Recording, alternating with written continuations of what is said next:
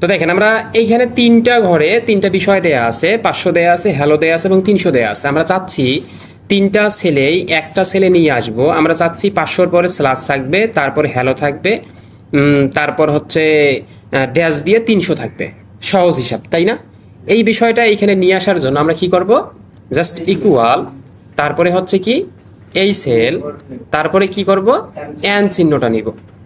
নেওয়ার পরে আমরা এইখানে যেহেতু আমার 500 চলে আসলো, 500-র পরে আমরা কি লিখতে চাইছিলাম, স্ল্যাশ রাখতে চাইছিলাম। এই জন্য আমরা সেই অপশনটা কোটেশনের ভিতরে দিব। এই যে স্ল্যাশ দিলাম এবং কোটেশন দিয়ে শেষ করলাম। আমার 500 এবং স্ল্যাশ শেষ। এবং এরপরে আমরা কি চাইছি, হ্যালো। এই জন্য হ্যালোটাকে যা এই সেলে যেন দেখায়, এজন্য আবারও এন চিহ্ন দেওয়ার পরে আমি হ্যালোতে ক্লিক করলাম এবং এন চিহ্ন দিয়ে হ্যালোটাকে ক্লোজ করে দিলাম। এই হ্যালোর পরে আমি যে বিষয়টা চাচ্ছি সেই বিষয়টা দেখানোর জন্য কোটেশনের ভিতরে লিখব।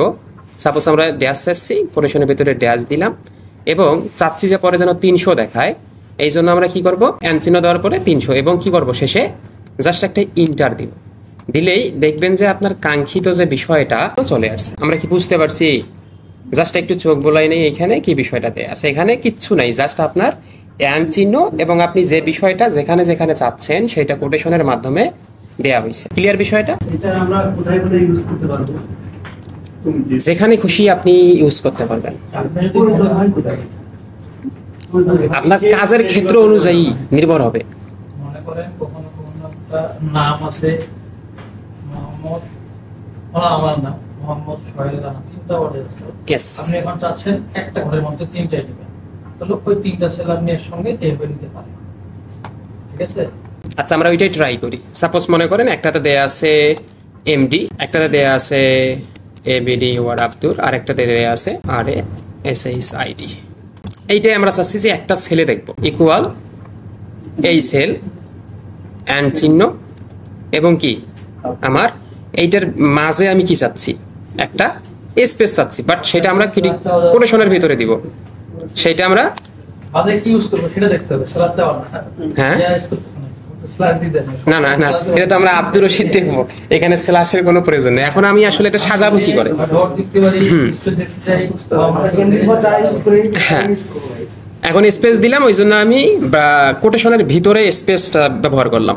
এখন আবারও আমি নিয়ে আসলাম হচ্ছে এন চিহ্ন এবং আব্দুর লেখাটা নিয়ে আসলাম এবং এটাও শেষ করে দেওয়ার পরে কোটেশনের ভিতরে স্পেস দিলাম এবং এন চিহ্ন নিয়ে আসার পরে আব্দুরও নিয়ে আসলাম, দেন ইন্টার দিলাম। খুব সুন্দরভাবে আমার 3টা সেল যে লেখাগুলো ছিল একটা সেলে আব্দুর রশিদ ভাবে চলে আসছে।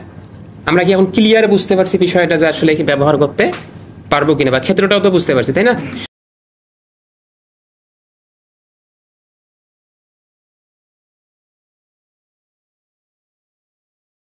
আমরা দেখতে চাইছিলাম যে এন্ড দেখব এবং হচ্ছে অর লজিক দেখব, সেটা ইফ লজিকের মাধ্যমেই দেখব। তো এই জন্য আমরা জাস্ট দ্রুত একটা ফরম্যাট নিয়ে নেই।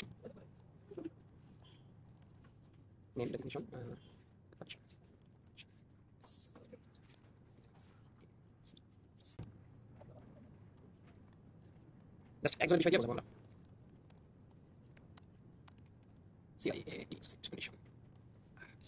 এসএসসি বোঝেন, এসএসসি সার্টিফিকেট,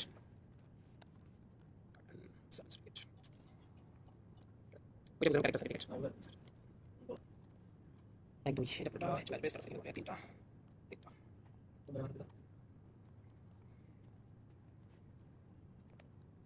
দেখেন একটা বিষয়, সেটা হচ্ছে একটু লক্ষ্য করি,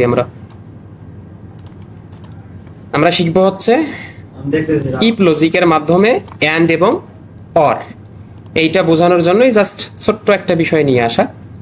তো এখানে আমরা একটা কিছু বিষয় লিখছি, একটা হচ্ছে নাম ডেজিগনেশন, আর একটা হচ্ছে কন্ডিশনের ভিতরে দেওয়া আছে এইচএসসি আইডি কার্ড এবং ক্যারেক্টার সার্টিফিকেট। মনে করেন না আপনার এখানে জয়েনিং দিছে, একটা শর্ত জুড়ে দিয়েছে 3টা, যে আপনার যদি এসএসসি সার্টিফিকেট থাকে, আইডি কার্ড থাকে এবং ক্যারেক্টার সার্টিফিকেট যদি থাকে, সেক্ষেত্রে আপনি কি বলে আপনার নিয়োগটা দেয়া হবে।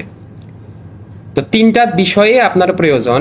আপনি একটা সূত্রের মাধ্যমে এইখানে দেখতে চান যে না তার 3টাই আছে, সেক্ষেত্রে তিনি এলিজেবল, আর যদি কোনো একটা না থাকে সেক্ষেত্রে তিনি ইনএলিজেবল, গ্রহণযোগ্য বা অযোগ্য এমন কিছু, তাই না?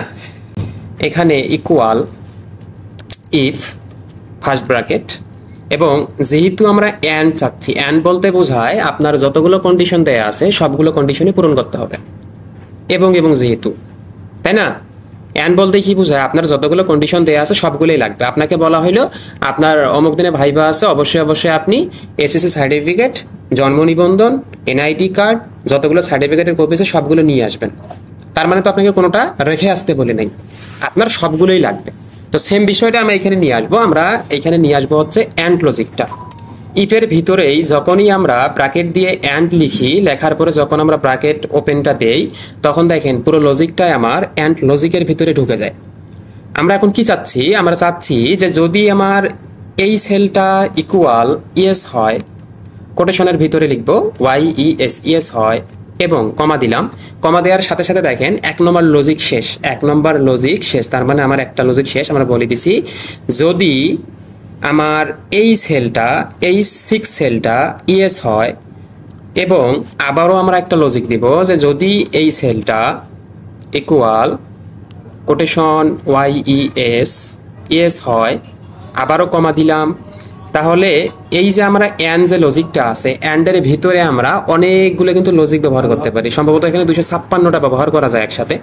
তো আমরা এখানে যে কটা প্রয়োজন সে কটাই নিতেছি, এবং যে 6 সম্ভবত সেলটা যেহেতু ক্লিক করলে আসবে না, সেহেতু আমরা লিখে দিলাম কোটেশনের ভিতরে ইয়েস দিলাম। একটু বুঝতে সমস্যা হবে, কিন্তু কাজটা শেষ হলে আশা করা যায় বুঝতে পারবো আমরা সবাই। হ্যাঁ, এবং এইটা আমি ক্লোজ করে দিলাম।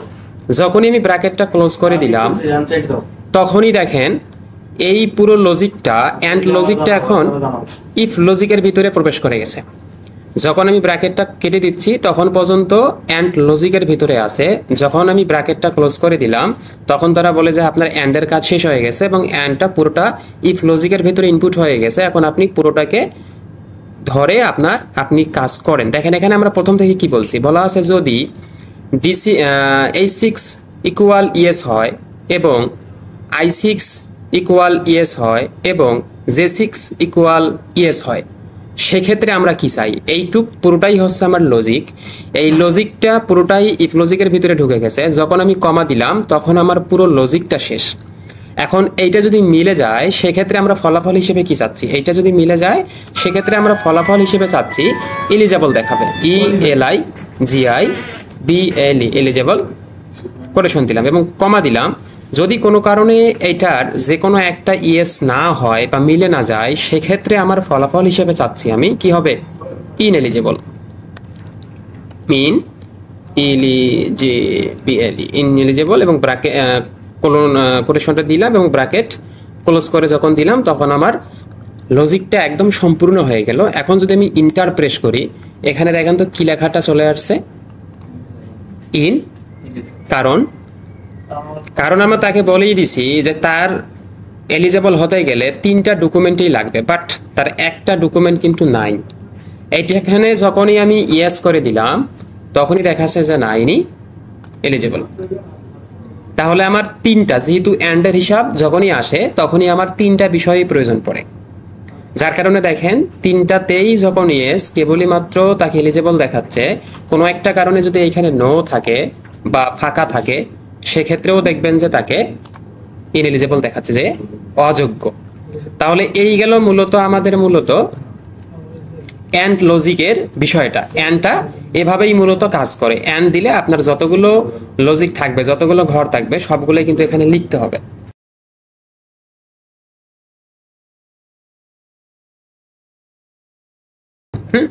এখন আমরা দেখব হচ্ছে অর লজিকটা। এটার মাধ্যমেই দেখব অর লজিকটা কিভাবে কাজ করে। আমরা যদি এটা পুরোটাই কেটে দেই, অরের কাজ কি আসলে? অর বলতে কি বোঝায়? অথবা, তার মানে যে কোনো একটা বিষয় হলে হয়। যখন অরের বিষয় আসে তখনই অথবা আসে, আর অথবা বলতেই কি বোঝায়? আপনার যে কোনো একটা বিষয় হলে হবে। আপনাকে বলা হইলো আপনার আগামীকালকে ভাইবা, আপনি আপনার এসএসসি সার্টিফিকেট অথবা এইচএসসি সার্টিফিকেট অথবা অনার্সের সার্টিফিকেট, তার মানে আপনাকে বলা হচ্ছে যে কোনো একটা সার্টিফিকেট হলেই আপনার কাজটা হয়ে যাবে। সেক্ষেত্রে অরের হিসাবটা আসে। আমরা এখানেও চাচ্ছি যে 3টা বিষয় দেয়া আছে, এসএসসি, এনআইডি কার্ড এবং ক্যারেক্টার সার্টিফিকেট, যে কোনো একটা যদি তার থাকে সেক্ষেত্রে আমরা তাকে নিয়ে নেব। সেক্ষেত্রে তাকে আমরা এলিজেবল দেখাবো। সেক্ষেত্রে আমাদের করণীয় সেম আগের মতোই, এখানে কার্সরে এখানে চলে গেলাম, লিখবো হচ্ছে ইকুয়াল ইফ ফার্স্ট ব্র্যাকেট এবং এর ভিতরে লিখবো হচ্ছে অর লজিকটা। অর লজিক দিলাম, দেওয়ার পর যখনই আমি ব্র্যাকেটের ওপেন দিতেছি, ফার্স্ট ব্র্যাকেট ওপেন, তখনই আমার ইফ বাদ গিয়ে অরের চলে আসছে যে আপনি এখন লজিক দেন কি চাচ্ছেন। তো আমরা চাচ্ছি যে যদি আমার এই সেলটা ইকুয়াল ইয়েস হয় এবং কমা দিলাম, একটা আমার লজিক গেল। তারপরে আবারও আমি দিলাম এই সেল, অথবা এই সেল যদি ইয়েস হয় কমা দিলাম, অথবা আমার এই সেল যদি ইয়েস হয়।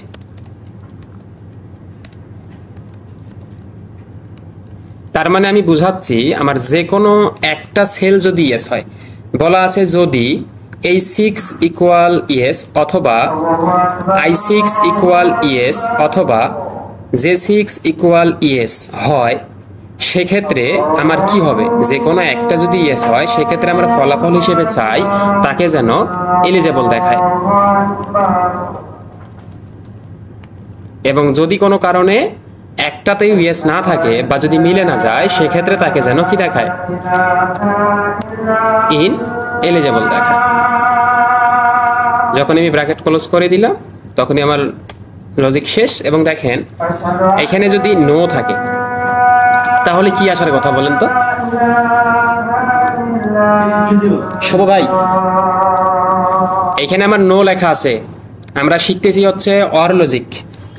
এইখানে আমার নো লেখা আছে স্ট্যাটাসে, সেক্ষেত্রে আমার এখানে কি আসার কথা জিজ্ঞেস করছি আমি শুভ ভাইকে। আপনি না শুভ ভাই? আপনি না? হ্যাঁ, আপনাকে জিজ্ঞেস করছি। হ্যাঁ, আমরা অর লজিক শিখতেছি। অর লজিকের এখানে দেখেন কন্ডিশনার এখানে দেয়া আছে SSC ID card character certificate. এখানে আমরা অলরেডি অর লজিক ব্যবহার করছি। এখানে এসএসসি এর এখানে নো আছে। টোটাল স্ট্যাটাসটা আমার কি দেখাবে?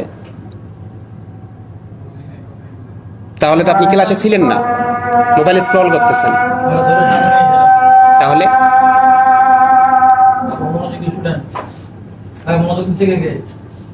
কে মনোযোগ দিচ্ছেন? মিলন ভাই বলেন, রেজাল্ট হিসেবে আমার এখানে কি আসবে? এলিজেবল আসবে। কারণ হচ্ছে আমরা ওয়ার্ড লজিক ব্যবহার করতেছি। যে কোনো একটাতে ইয়েস লেখা থাকলেই আমার স্ট্যাটাসটা ইয়েস দেখাবে। দেখেন আমরা জাস্ট ইন্টার দিলাম, এলিজেবলই আছে। এটাও যদি নো থাকে তারপরেও কি আসতেছে?